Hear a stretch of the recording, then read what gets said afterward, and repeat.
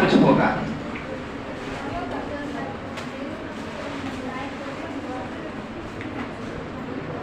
ठीक है ना?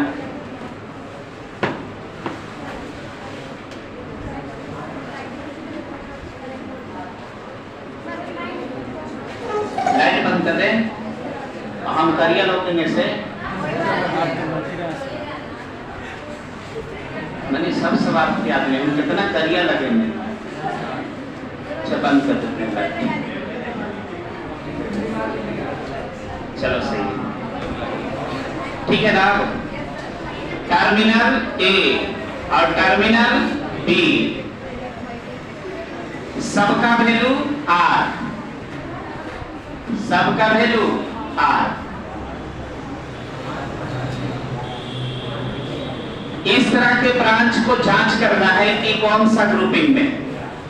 तो मैंने पहले भी जांच करके बता दिया है कि आप टर्मिनल को छोड़ करके कहीं भी नहीं पता कर सकते हैं कि सीरीज है कि पैरेलल। तो टर्मिनल पर तो अनुमति नहीं है जांच करने का। यहाँ पर एक बिंदु पर देखा तो 3 दिखाई दिया, आगे बढ़िए, सीरीज पैरेलल करने के लायक नहीं है। यहाँ बताओ एक बिंदु पर के को 3 को कुछ नहीं कर सकते। यहाँ तो और खतरनाक मोड हो गया, एक बिंदु पर के को 4 को 1 2 3 4 कुछ नहीं कर सकते। जब ऐसा हो जाए तो हम 3 काम करते हैं, या तो ब्रीजस्टोन ब्रिज ढूंढते हैं, या तो फॉल्स जंक्शन ढूंढते हैं, या तो इक्विपोटेंशियल लाइन वाला काम करते हैं। अब इक्विपोटेंशियल लाइन वाला डिस्कस नहीं किए। इसी प्रॉब्लम को हम 2 तरीके से बना देंगे। इसमें फॉल्स जंक्शन वाला आप लोग बना लिए और इक्विपोटेंशियल कॉन्सेप्ट लगा करके वही दोबारा आंसर लाकर दिखा देंगे। ये दोनों बातें हो जाएंगी। इसलिए हमने सोचा कि ये वाला प्रॉब्लम को फॉल्स जंक्शन से बनाते हैं। अब एक किससे बनाएंगे? इक्विपोटेंशियल लाइन से। और दोनों कॉन्सेप्ट के माध्यम से जो बेहतर लगे, आपको जो पसंद आए कि हमको इक्विपोटेंशियल लाइन वाला ज्यादा अच्छा लगा तो उससे बनाना, आपको फॉल्स जंक्शन वाला ज्यादा अच्छा लगेगा उससे बनाना। ये आपकी मर्जी पर, दो रास्ता आपको बता दिया जाएगा। तो मैंने इक्विपोटेंशियल, इसमें फॉल्स जंक्शन ढूंढने के लिए हमने बोला है कि सिमेट्रिक पॉइंट ढूंढिए। और सिमेट्रिक पॉइंट का मतलब एक ऐसा बिंदु जिसके चारों छोरों से, सभी छोरों से समान रेजिस्टेंस दिखाई दे। तो इस बिंदु पर आप खड़ा रहोगे तो इस छोर से भी आर, अब इस छोर से भी आर, यहां से भी देखे तो आर, अब इधर से भी देखे तो आर। यानी एक ऐसा पॉइंट है जिसने सभी छोरों से समान रेजिस्टेंस प्राप्त किया है। तो ये पॉइंट क्या है? सिमेट्रिक है। और सिमेट्रिक पॉइंट पर ही फॉल्स जंक्शन मिलने की संभावना है।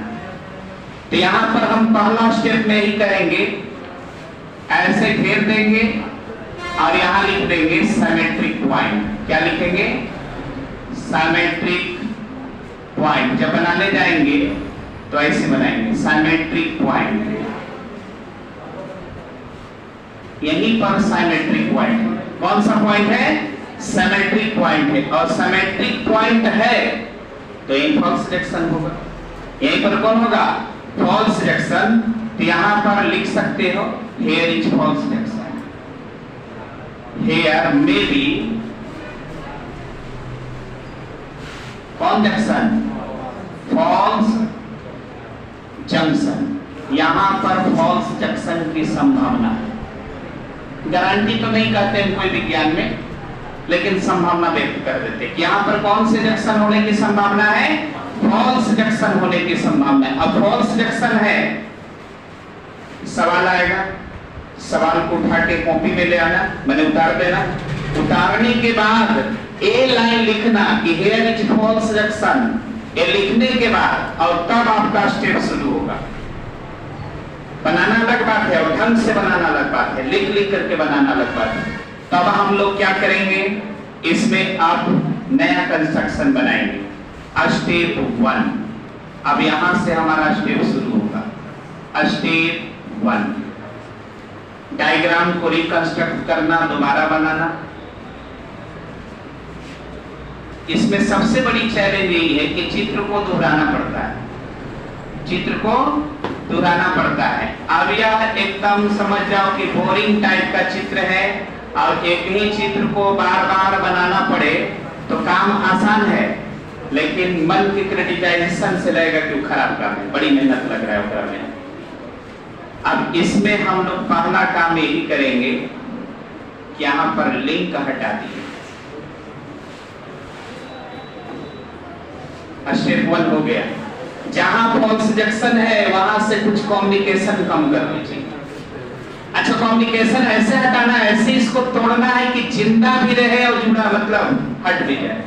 अन्य तो ऐसे हटा दिए कि इसको तोड़ के अलग कर दिए, इसको तोड़ के अलग कर दिए, इसे हटा दिए तो मर जाएगा ना, ये मर गया, खत्म, ये रेजिस्टेंस डेड कर गया। यानी इसका कम्युनिकेशन एक तार तो जुटल है, वे वो छोड़ लटकल है, काम करेगा ये? एक तार छोड़ दिया तो काम करेगा नहीं। तो इसके काम में बने रहने के लिए इनके आपसी कनेक्शन को तोड़ना नहीं। ये आपसी कनेक्शन हमने नहीं तोड़ा है, कंटिन्यूअस बने में। तो स्टेप 1 में डायग्राम बना। अब स्टेप 1 में डायग्राम बनाने के बाद अब पहचान लो कहां सीरीज कहां पैरेलल। जैसे ही ऐसा काम करेंगे कॉम्प्लेक्स ब्रांच तुरंत सिंपल ब्रांच में बदल जाएगा। किसमें बदल जाएगा? कॉम्प्लेक्स वाला ब्रांच तुरंत के तुरंत सिंपल ब्रांच में कन्वर्ट हो जाएगा।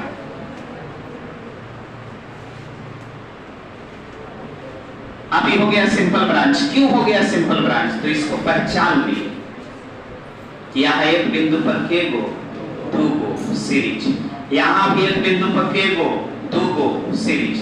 ते हो गया आपका सिंपल ब्रांच। और जब आप पहचान लिए, क्या कह दिया था? सीरीज। और नीचे वाला विभाग क्या हो गया था? सीरीज। दोनों के दोनों सीरीज। अब नया डायग्राम में आएंगे तो नया डायग्राम हमें बनाना पड़ेगा। नीचे अब कितना रख देंगे? बोलो, नीचे कितना रखेंगे? देखकर बताइए। R 2R, तो नीचे हमें रख देना पड़ेगा कितना? नीचे कितना? 2R। अच्छा, इधर कितना? चित्र को याद है ना माइंड में? ऊपर कितना? ऊपर कितना? R। और इधर भी कितना? R। यहाँ पर जो 2 को लटकल था उसके बदले कितना? तो उसके बदले 2R। कितना R? 2R। T हो गया R, ये हो गया 2R। अभी 2R, इधर कितना? R, इधर कितना? R, और A टर्मिनल A, इधर टर्मिनल B। ये दोनों को देखकर बताइए कौन सा क्रम है। अब इसमें तो डाउट नहीं होना चाहिए कि ये दोनों कौन से क्रम में है? पैरेलल में। तो A वाला जो हिस्सा है वो पैरेलल है, और पैरेलल है तो फार्मूला R1 × R2 बटा में R1 + R2। तो ये बात आप यहाँ लिख दो कि कौन सा क्रम है? पैरेलल क्रम है, समानांतर है। तो इसके लिए R इक्विवेलेंट क्या लगाओगे?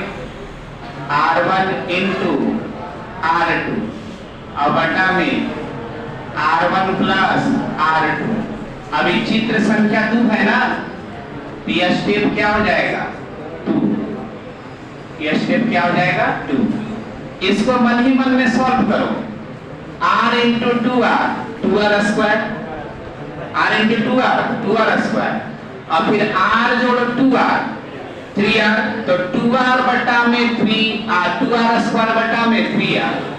R से R कट गया, कितना हो गया? 2R/3। कितना होगा? यहाँ पर चाहे तो लिख करके भी समझा सकते हैं, R × 2R बटा में R + 2R = 2R/3। अब क्या करें? दोबारा चित्र बनाएं। इसमें सबसे बड़ा चैलेंज यही है जिससे लोगों को बोरियत महसूस होती है। ये वाला बोलो, ये वाला कितना? 2R। यहाँ कितना? R। यहाँ कितना? अब बोलो 2R/3, 2R/3। इधर कितना? R। इधर टर्मिनल A, इधर टर्मिनल B। चित्र संख्या 3, स्टेप 3। यह स्टेप 3 में अब हम लोग हैं। बताओ, एक बिंदु पर 2 को सीरीज, एक बिंदु पर दो को सीरीज ऊपर का पूरा भाग किस में चला गया, सीरीज में। तो इस बात की हम घोषणा कर देंगे कि सीरीज में। तो ये पार्ट किस में है, सीरीज में। कौन सा पार्ट, सीरीज, श्रेणी। अब हिंदी इंग्लिश ऐसे चल सकता है, कोई दिक्कत नहीं, हम लोग अंग्रेजी। श्रेणी क्रम क्या करें, जोड़ दिया जाए ना। अब आप लोग एक्सपर्ट पे जोड़ने में जोड़ो। r जोड़ 2r/3 जोड़ा 8r/3, पता नहीं हमको जोड़े नहीं आ रहा। कितना कितना जोड़े, r जोड़ 2r/3 जोड़ r, r 2r और 6 दूनी कहते 3 दूनी 6 और 2 8, 8r/3 सही है ना। चलिए जोड़ घटाओ तो आना चाहिए। r इक्विवेलेंट कितना भी आया है, जब तक a को ना दिखाई दे तब तक वो आंसर नहीं माना जाएगा। अब ऊपर का तीनों भाग हटेगा, यहाँ पर जुटेगा क्योंकि यहाँ से हटा है, यहाँ पर जुटेगा क्योंकि यहाँ से हटा है। अब नया कंस्ट्रक्शन बनाएंगे, नया कंस्ट्रक्शन, एक नई चित्र। तो नीचे बताइए, नीचे कितना लगाते, नीचे वाला भाग कितना है 2r। अब ये तीनों हिस्सा टूट करके कितना बन गया 8r/7 3। अच्छा सब क्लास में 8r/3, यहाँ पर कौन a, यहाँ पर कौन b, देखकर बता दीजिए कौन सा पैरेलल। अब पैरेलल है तो इसमें आपको वही बात दोबारा लिख देना चाहिए कि कौन सा क्रम में है। तो ये पूरा भाग अब किस में मिल गया, पैरेलल में। किस में मिल गया, पैरेलल। तो यहाँ पर कर दो पैरेलल।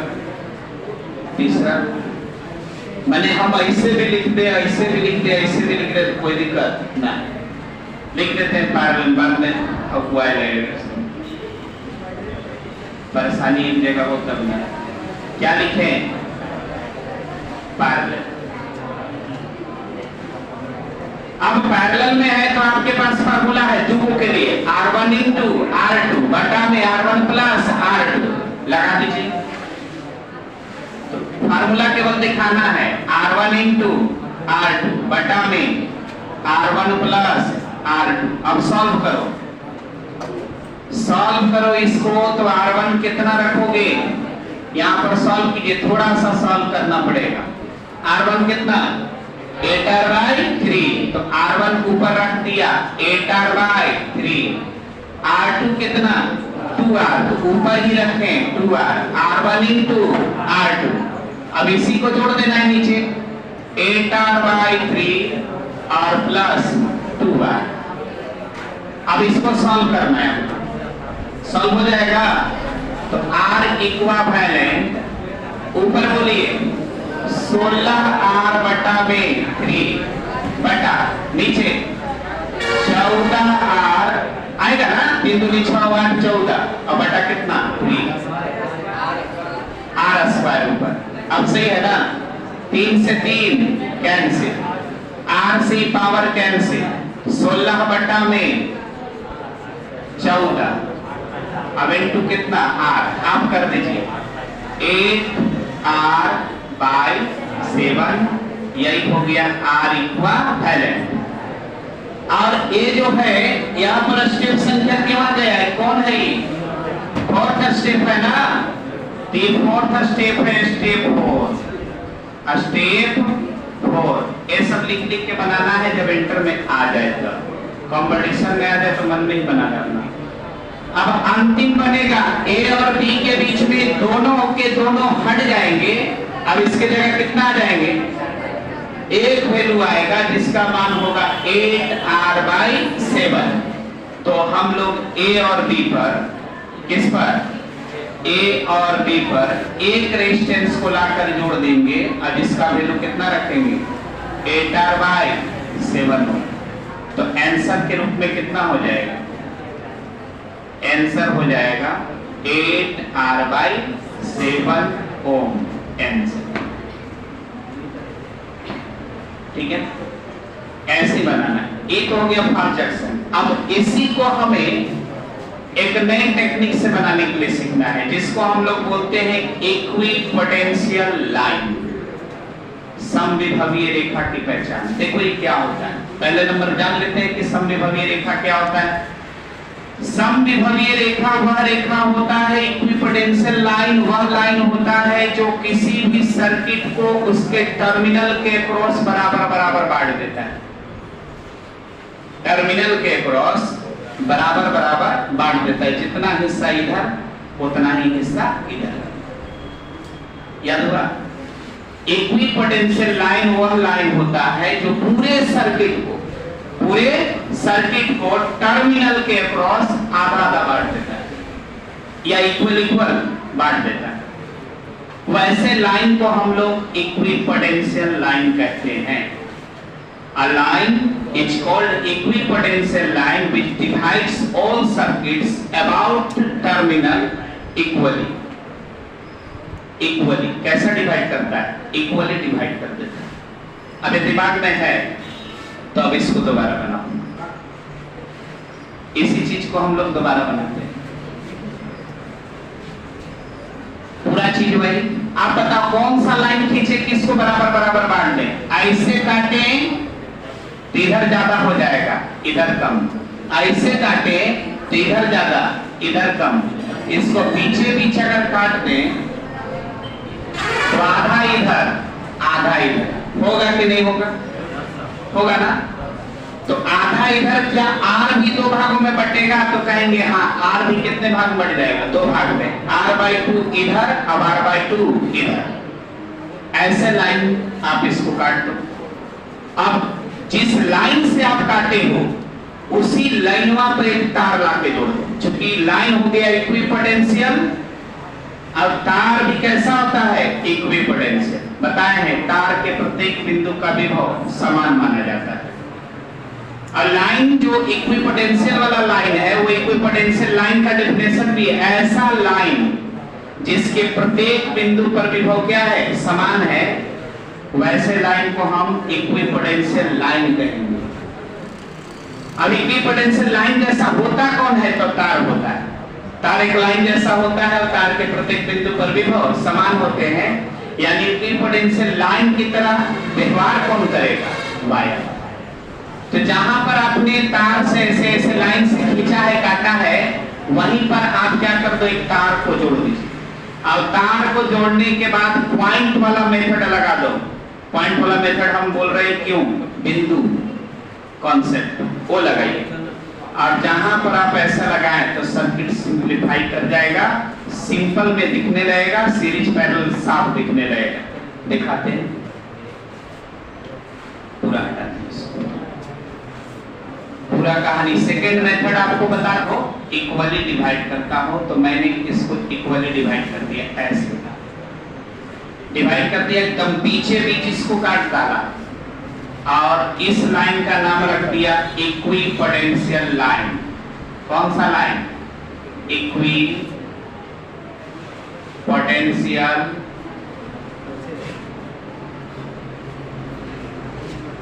लाइन, समविभवीय रेखा। तो स्टेप 1 में ही काम करना है।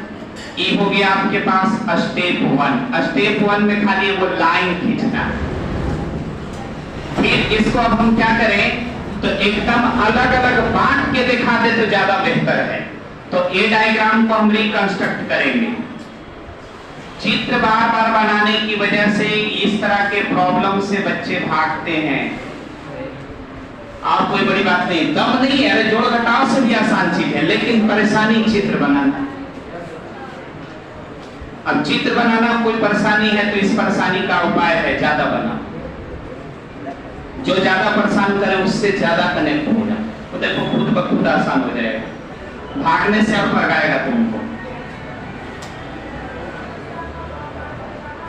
चलिए इधर हो गया। इधर कितना हमने ले लिया? देखो चालाकी समझ में आया ना आया? क्या कर दिए? r/2 और अभी कितना? r/2। यहां पर बोलो r, यहां पर बोलो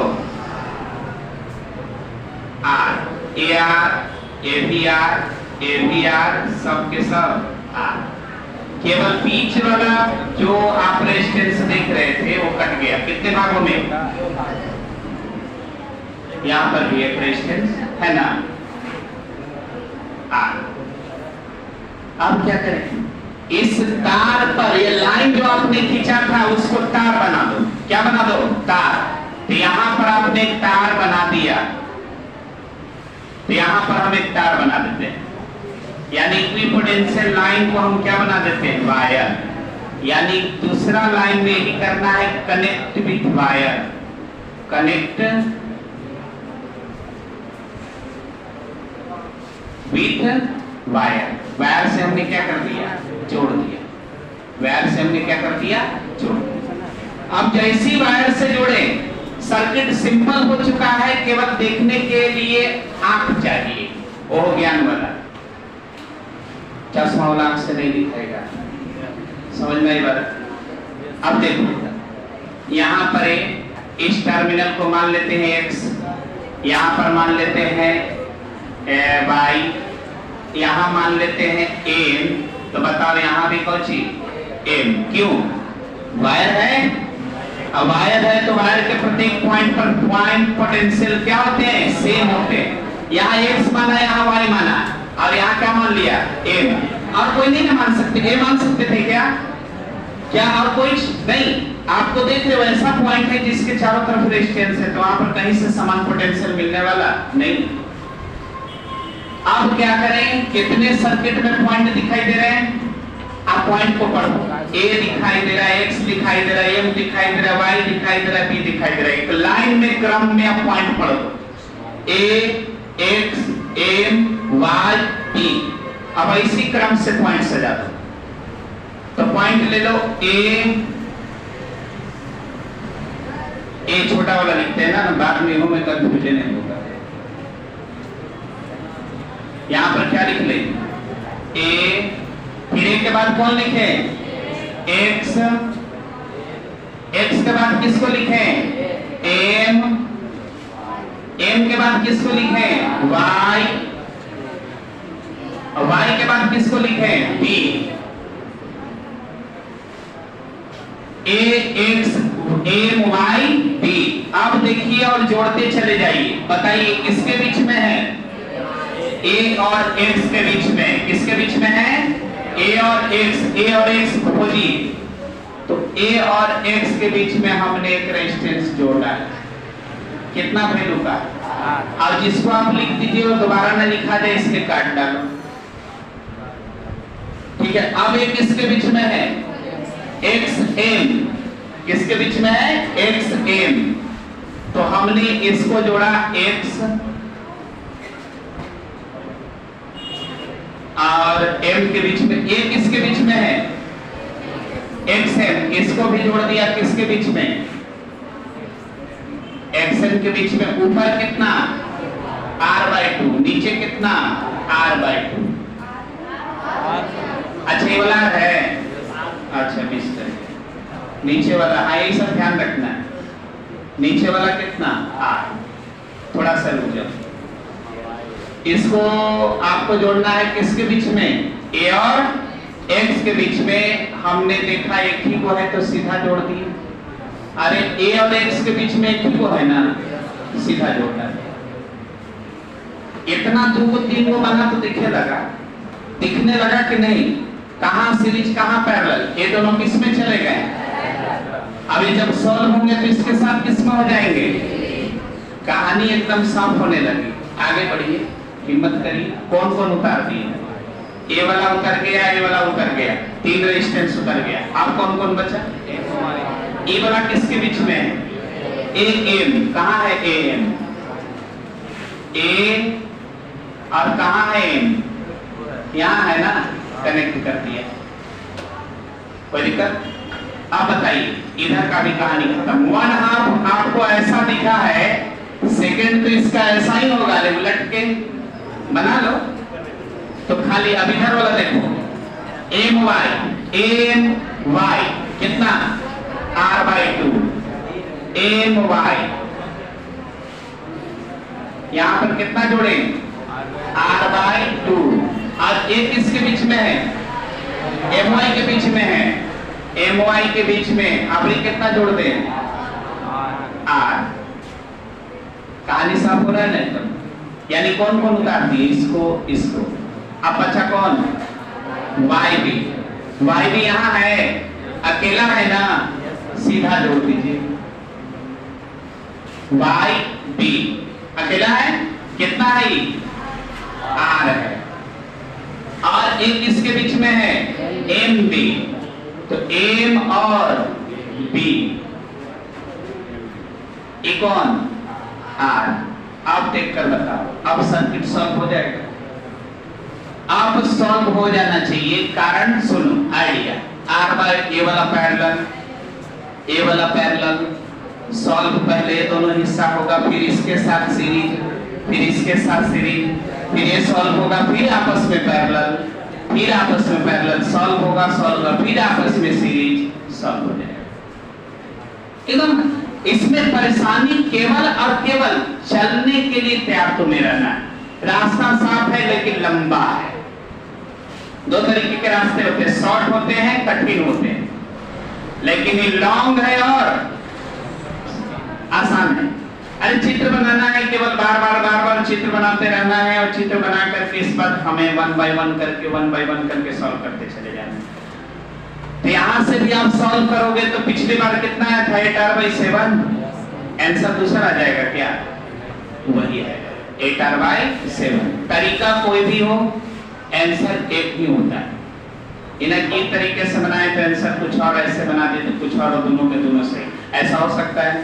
नहीं, आंसर एक ही होता है। तब इसको हम लोग बना ही देते हैं, छोड़ना नहीं।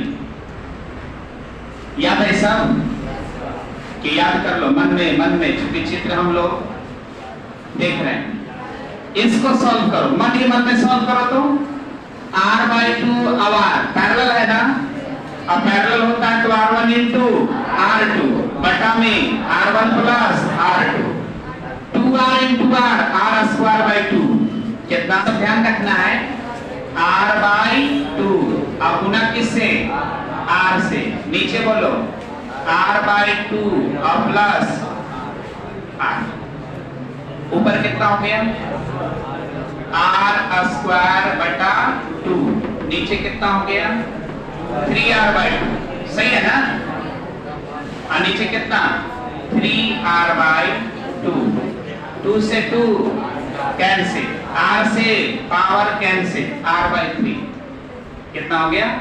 अभी तो हम बच्चा जैसा हम कर दिए, सब मेरी आदत नहीं है, लेकिन हम गुना भाग कर दिए भाई लोग। तो ये बताओ, a वाला अगर r/3 है तो ये भी कितना होगा ना? तो अब नए चित्र में हम लोग प्रवेश करें। यहाँ बोलो, यहाँ कितना था? r था, और इसके बगल में जो सॉल्व हुआ वो कितना आया? r/3। फिर यहाँ पर कितना था? r था, r/3 था ना, और यहाँ पर कितना? r/3। अब यहाँ बोलो r, समझ रहे हो चित्र? कैसे करें? ये वाला पहले से उतारा है, भी r है ना, उतारा हुआ है। यहाँ कितना? r/3। यहाँ कितना? यहाँ कितना? r। देख लो वही है, वही चीजें हमने क्या किया है, बनाया। एक और रेजिस्टेंस था, कहाँ था? कहाँ था रेजिस्टेंस? कहाँ पर? इमें कहाँ पर रेजिस्टेंस? ये वाला तो हम बना ही दिए।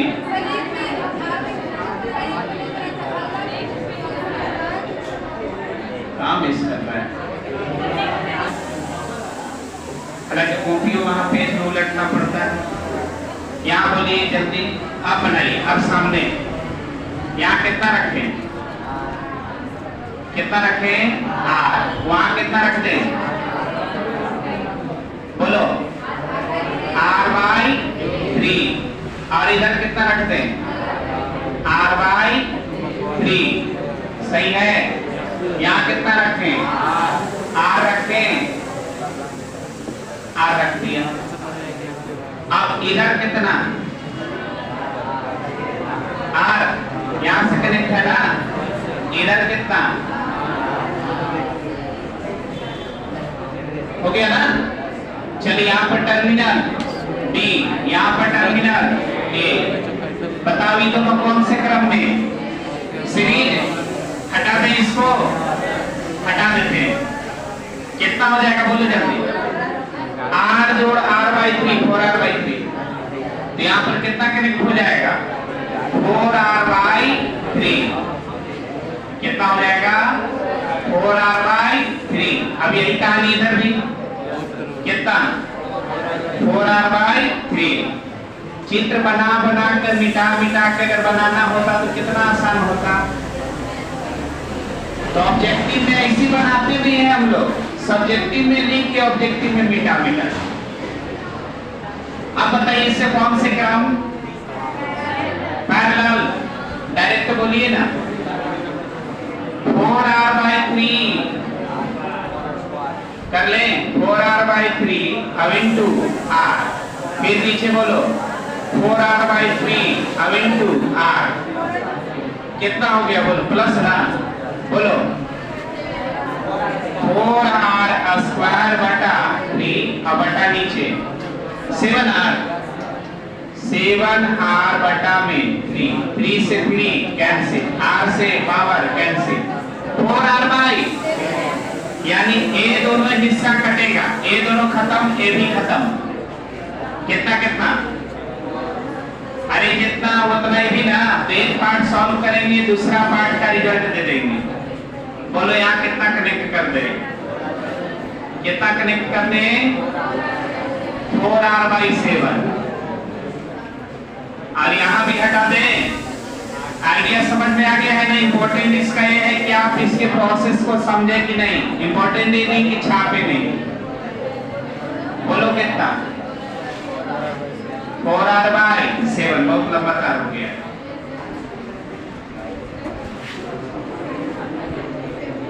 यहाँ पर कौन? बी। कितना हो गया? 4r/7। आंसर बोलो। आ गया भाई? सीरीज में है। अब सब हटेंगे और कितना जुटेंगे? 8r/7। अब बताओ कौन से विधि से आप लोग बनाना चाहोगे? इक्विपोटेंशियल लाइन वाला कि फॉल्स जंक्शन वाला? सबको पसंद फॉल्स जंक्शन। इक्विपोटेंशियल लाइन में थोड़ा सा चित्र बहुत ज्यादा बनाना पड़ जाता है, और इसलिए और सबसे ज्यादा इसका पेचीदा कहो यही है ड्राइंग, रिकंस्ट्रक्शन जो बार बार करना पड़ता है ना, वही सबसे बड़ा चैलेंज। इक्विपोटेंशियल लाइन का डेफिनेशन बोलो। एक ऐसी काल्पनिक लाइन जो पूरे परिपथ को उसके टर्मिनल के सापेक्ष बराबर बराबर बांट देता है, उस लाइन को हम क्या बोलते हैं? Equipotential line. ठीक है।